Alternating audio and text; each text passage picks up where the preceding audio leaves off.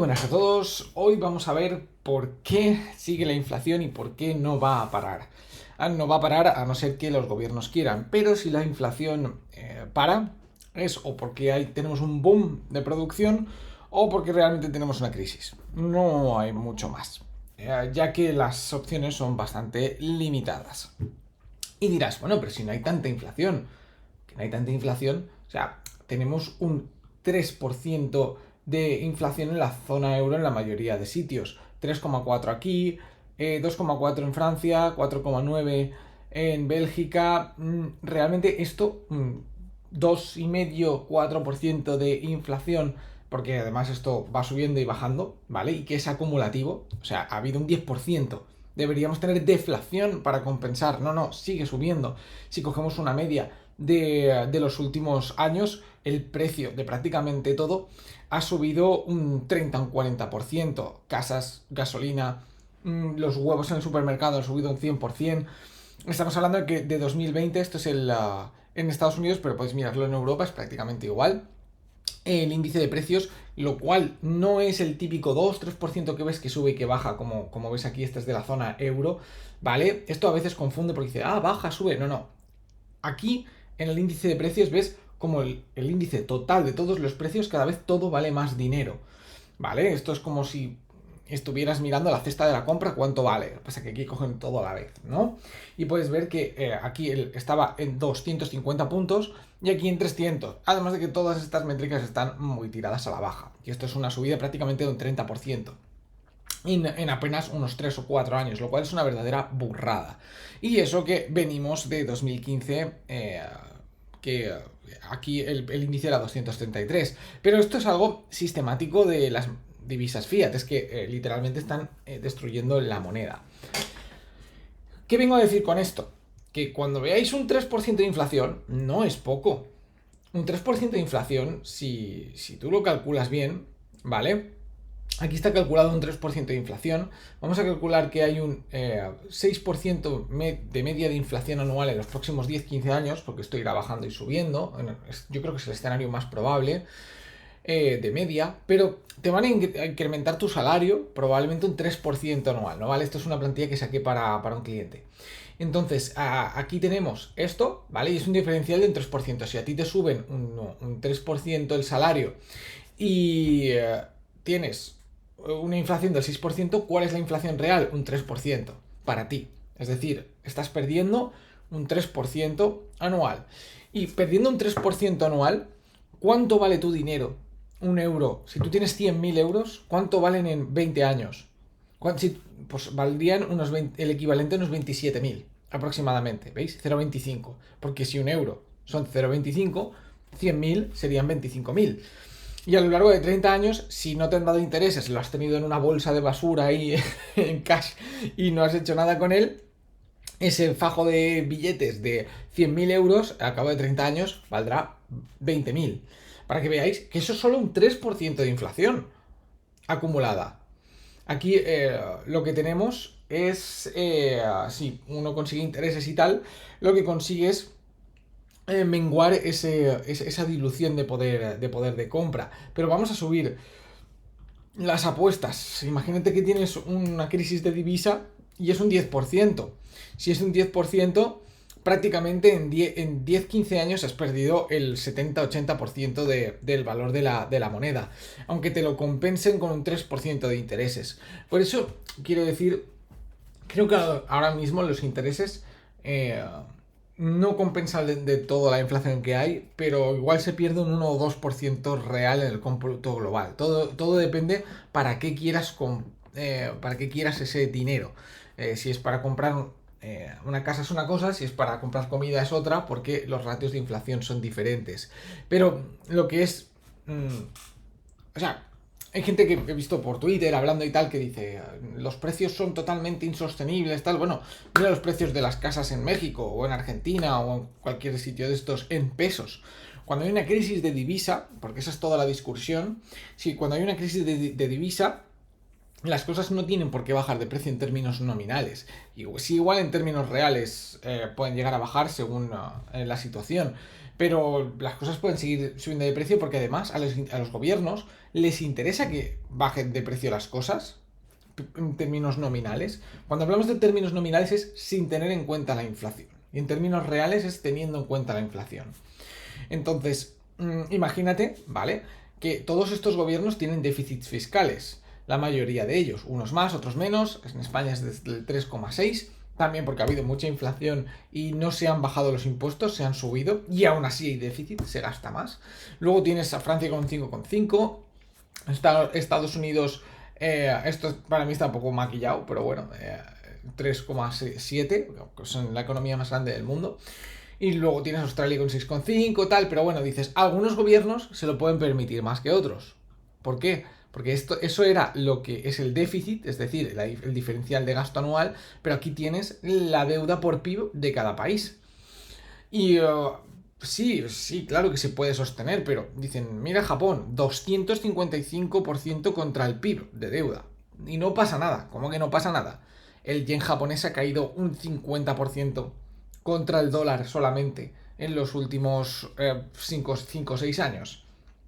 Es decir, el turismo en Japón se ha disparado porque mucha gente de Estados Unidos y de Europa puede viajar a Japón mucho más barato, pero los japoneses han dejado de viajar porque ahora para ellos es imposible viajar a Estados Unidos o a Europa, ya que si ganaban una cantidad de dinero en yenes en su salario, ahora y podían comprar un hotel de 4 estrellas en España, ahora no pueden comprar ni uno de 2 estrellas con el mismo salario. Porque, o sea, lo que antes podían gastarse 100 euros, ahora no se pueden gastar ni 50 porque ha bajado su moneda un 50%. Y es una guerra de divisas para exportar. Entonces, esta es la situación actual real ahora mismo. Y ¿pueden permitirse los gobiernos que tengamos deflación? O sea, toda la dicotomía aquí está o como he dicho, el único escenario así positivo es que tengamos con la inteligencia artificial y una revolución de producción y tal, y produzcamos mucho más para que la fiesta pueda seguir sin que se note demasiado. No me gusta ser catastrofista y es un escenario que es plausible, puede ocurrir, ¿vale? O sea, aquí nada es imposible. Pero en ese caso no quiere decir que la inflación vaya a bajar, simplemente que van a mantener la producción, nada va a explotar y pues la fiesta como va a seguir más o menos como hasta ahora, con sus más y sus menos. Y dependerá de cómo de buena sea esta situación, pues la cosa irá mejor o simplemente irá a peor, pero de una manera lenta y progresiva y sin reventar. Pero si no conseguimos mucha producción, sí que puede ser que la cosa reviente. Y a los políticos dudo que les interese que reviente, porque eso a veces pienso que muchas de las cosas que se están haciendo en política en algunos países, incluyo España, de aferrarse al poder, intentar comprar todas las instituciones y demás, es porque saben que a lo mejor en algún momento la fiesta de crédito va a parar, y si para la fiesta de crédito y todo luego el mundo se va peleando por tener euros y dólares, cuando ahora todo el mundo está intentando soltarlos, los que los tienen al menos, para comprar cosas, contratar gente, hacer actividades, comprar casas, esto y lo otro, si esa fiesta para, el gasto público se va a desplomar. O sea, sí, pues se va a tener que desplomar o van a crear mucha inflación, porque como podéis ver, esto en Estados Unidos es lo que se pide prestado y lo que se recauda. ¿Y cómo creéis que empujan el consumo en Estados Unidos? Dicen que son súper capitalistas, súper liberales y tal, pero que si tienen una de las mayores deudas del planeta contra el PIB, como los países desarrollados, son los que el Estado más acapara, son los que el Estado más gasta en comparación a lo que produce la economía privada y demás, y el consumo quien lo está empujando es el gobierno. Pero es que esto aunque suban los intereses a un 5% o un 6%, si tú por otro lado estás inyectando mucho más dinero del que había en la economía, porque literalmente Estados Unidos, el gobierno de Estados Unidos es el 40% prácticamente de todo lo que produce el país, porque nos entendamos, el gasto público de Estados Unidos es, si no recuerdo mal, un 38-39% de toda la economía del país. Si tú estás inyectando dinero que nadie te está comprando porque lo estás imprimiendo para pedir prestado, porque te lo compra la Reserva Federal, o otros países en este caso, que por eso el dólar es dominante, lo que estás haciendo es inyectar un dinero que no existía en la economía. ¿cómo vas a bajar los precios así? Si estás inyectando un dinero que no estaba antes en la economía. Porque cuando pides prestado algo que no existía previamente, lo que estás haciendo es meterlo en la economía. O si está fuera. Porque si ese dinero es de fuera, también lo estás metiendo localmente. Da igual una cosa que la otra. Aunque imprimir es más grave. Y hacer las dos cosas. Entonces, dicen, ¿y qué hacemos? ¿Subimos impuestos? A ver, yo creo que a las personas subirle más los impuestos ya no se puede, pero ya empieza a ser muy tocho. En Estados Unidos hay algunos estados en los que pueden llegar a hacerlo. Pero en España, una persona que gana el salario mínimo, entre la seguridad social, esto y lo otro, está pagando prácticamente un 45-47% de impuestos. Y sí, la seguridad social es un impuesto, ¿vale? Si queréis decirme que no, me lo decís en los comentarios y lo discutimos un día. Pero al fin y al cabo es un coste que estás asumiendo para tener una pensión y demás y se la estás pagando a otra persona. Y dices, pues subimos a las empresas porque solo es el 9% de lo que se recauda. Vale, las empresas en Estados Unidos pagan aproximadamente un 20%, si no recuerdo mal. ¿Qué lo subimos a un 40%? Vamos a decir que en el primer año vas a recaudar en vez de un 9, un 10%. Y acabas de... Vale, pero eso va a tener una repercusión sobre la economía y se va a recaudar menos porque la actividad va a bajar debido a los altos impuestos. Y en vez de recaudar un 20% más, recaudas un 17% más. Pero es que aún no llegas. Es que aún no llegas. Súmale a esto, pone que estos 19, aún te faltan ahí 10 puntos más. O sea, es que y eso tendría repercusiones sobre la economía.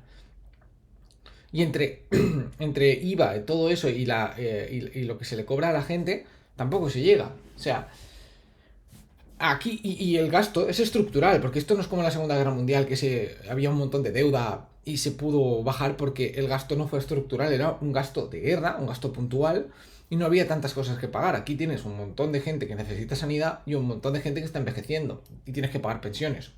O nos matan a todos en el futuro, o no sé la fiesta de dónde va a salir.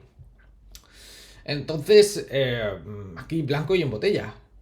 Y dirás, no, no puede ser, la inflación no viene porque hay más dinero, tal. O sea, mira solo España. Este vídeo es de Juan Ramón Rayo, es que lo vi justo ayer y como tenía pensado hacer este vídeo, dije, mira, me viene al pelo esta gráfica que he sacado Rayo. Que son cuentas y depósitos utilizables para realizar pagos. Valor medio de todos los hogares. Es decir, esto es el ahorro que tiene la gente, según los percentiles. Si tú tienes 20.000 euros ahorrados en el banco, 20.000 ahora mismo estás entre el 50, en más del 50% de la población que tiene más ahorros en toda España. Solo con 20.000 euros en el banco. Que con 20.000 euros en el banco te compras un coche nuevo y ya está. Y tampoco uno de lujo, ni mucho menos. ¿Sabes? Y ahí ya eres del 50% más rico de la población. O al menos más rico en términos de ahorro. Es que si tienes 25 o 30.000, tienes...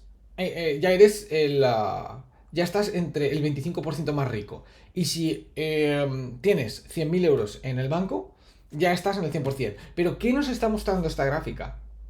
¿Cómo no van a subir los precios si todo el mundo tiene más dinero?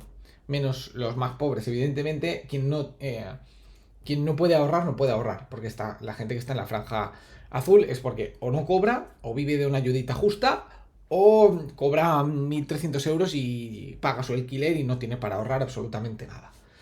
Entonces estamos hablando de que tanto el 25-50% de la población que menos ahorros tenía antes apenas tenía 2 o 3.000 euros en el banco y ahora tendrá unos 5.000. Luego los otros tienen como más del doble de dinero, porque entre el 50% más rico de la población igual tenía de media en 2014 unos 7-8.000 euros y ahora tienen 20 y pico mil. Y el 25% más rico de la población antes tenía 20.000 euros en el banco y ahora tienen unos 40 y pico mil. El doble de dinero. ¿Qué nos está mostrando esto? Nos está mostrando que... vamos a ver, voy a decir los ricos son más ricos, pero alguien que tiene 25.000 euros en el banco, desde luego rico no es. 40.000 euros en el banco, lo puedes tener para emergencias por si te tienes que ir del país, vives cómodamente y todo eso, tienes unos buenos ahorros, pero vamos, que rico no creo que seas, porque si tienes que contratar a alguien, tienes para pagarle un año y medio de sueldo y poco más, y eso sí cobra salario mínimo, como si alguien que cobra 2.000 euros solo tienes para pagarle un año de sueldo, ya que el salario, lo que paga la empresa por alguien que cobra, que cobra 2.000 y pico euros al mes, prácticamente el coste de la empresa son 40.000. Así que de rico nada, no vas a mover la economía por ser el 25% más rico. Y ni tampoco por tener 100.000, la verdad. Entonces, ¿qué quiere decir esto? Que si tú dices, pero ¿eso qué tiene que ver? La gente igual está mejor. No, a ver, si tú le das, a no ser que se produzca más dinero, ¿vale? Si tú le das 1.000.000 de euros a todo el mundo, ¿qué crees que va a pasar? Si tú le das 1.000.000 de euros a todo el mundo, la barra de pan va a pasar de valer 1 euro a valer 10 euros, mínimo. Porque todo el mundo va a poder, o sea, el pan va a ser como gratis casi. Porque todo el mundo tiene tanto dinero que puede comprar pan cuando le dé la gana. Se pasa a ser un bien que lo compra todo el mundo como quiere. Que es una exageración, pero si todo el mundo tiene 1.000.000 de euros, las casas, ¿qué pasaría? Que subirían de precio un montón. Porque todo el mundo podría comprar una casa al precio actual y todo el mundo estaría intentando comprarse una casa. Entonces subiría la demanda hasta ajustarse el precio a la cantidad de dinero en circulación. No fastidies, o sea, esto es la cantidad de dinero en circulación. Justamente en 2020 explotó el dinero en circulación y justo tenemos que en 2000, cuando dejaron de encerrarnos, en 2021 empezó súbitamente a subir los precios. Entonces, blanco y en botella. Esta historia ya la conocemos, pero hay que entender que si no paran de inyectar dinero, la inflación no va a bajar. Y es una de las razones por las cuales tenemos uy, no me he dado de... No he ingresado en la cuenta. Tenemos el SP500 haciendo esto. ¿Por qué? Porque el dinero es mierda. Porque están haciendo que el dinero sea mierda. Y aunque los márgenes o las empresas... Bueno, esta es la mejor bolsa del mundo. La que mejor se ha comportado. Pero las bolsas en general van bien porque cuando el dinero no tiene valor o tiene menos valor que lo que produce, pues entonces el capital va hacia estas cosas. Prácticamente aquí 1.000 euros en los años 80 o 10.000 dólares o euros en los años 80, ahora tendrías 650.000 euros. De 10.000 a 650.000, te hablo de un índice. No, esto no es una criptomoneda, ¿sabes? O sea, esto es como, entre comillas, lo más seguro de renta variable que puedes meter tu dinero. Así que algunos dirán, pero ¿y solo es lo público? Bueno, es que el sistema bancario en sí también es la leche. Porque el sistema bancario te dice, ¿por qué los bancos no necesitan dinero para hacer préstamos? Esto, si el riesgo no está mutualizado, tampoco sería tan malo. Porque un banco, si lo hace mal, al final no podría devolver los depósitos y demás, y entonces ese banco quebraría. Y es lo que pasaba, que entre el 1 y el 5 o 6% de los bancos quebraban antes al año. Si te metías en un banco muy arriesgado, también te ofrecían muchos intereses por tener el dinero ahí, porque eran más arriesgados y tal. Pero ahora lo que se hace es mutualizar todo el riesgo entre toda la población con la divisa, y también lo que se hace es hiperregular el mercado bancario. Porque si tú tienes 1.000 millones de euros, te puedes abrir una cuenta bancaria sin permiso. O sea, te puedes abrir un banco, un negocio de un banco sin permiso. Claro que no. No puedes hacerlo. No puedes hacerlo porque el Estado dice quién puede abrir un banco y quién no puede abrir un banco. Entonces, es que no sé qué más te puedo decir para que entiendas que esto es un brazo del Estado, ni más ni menos. Y esto inyecta dinero en la economía sin que exista, porque el riesgo se va a mutualizar a través de la divisa. No van a quebrar los bancos si no quieren, o si quiebran se cubre y punto. Lo cubre otro banco, o lo cubre todo el contribuyente.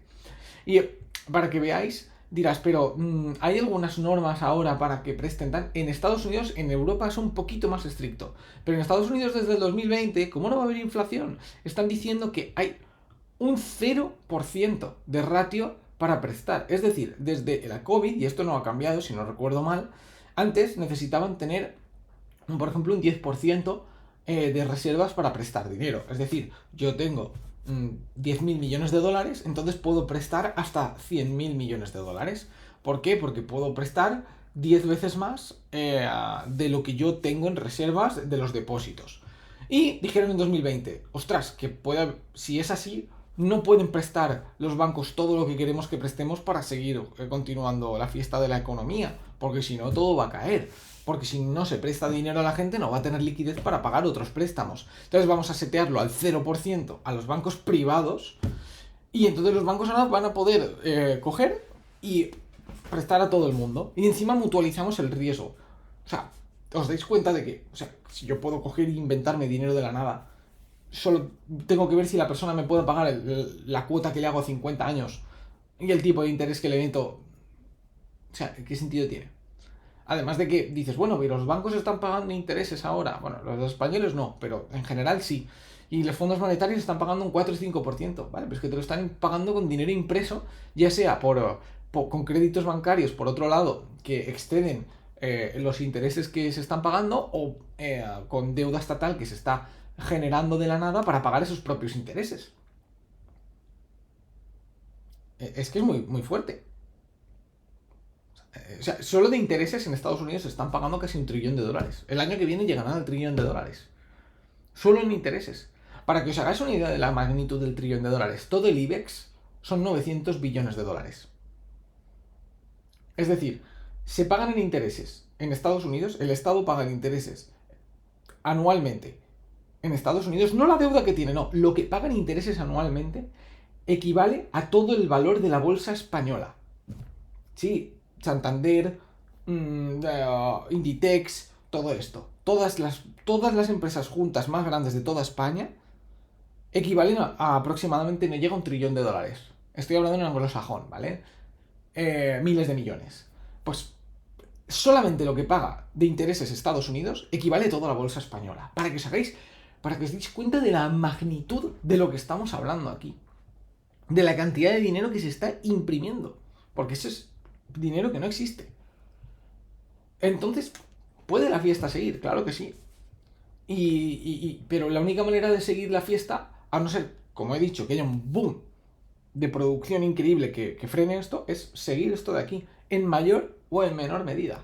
Por eso os digo que no van a bajar los precios a no ser que haya una crisis y quieran parar todo el gasto social, esto, lo otro, que para eso tendrán que prepararse muy bien, que no es descartable. No hay que decir que nada es imposible. Simplemente es entender por qué pasa algo y cuáles son los pros y contras, y que realmente ellos tienen en su mano decidir hacia dónde se empuja la energía. Hacía tiempo que no hacía un vídeo de este estilo, quería hacerlo para explicar un poco la situación actual y demás, y espero que os haya gustado. Nos vemos en los próximos vídeos. Dejar vuestro comentario. Chao.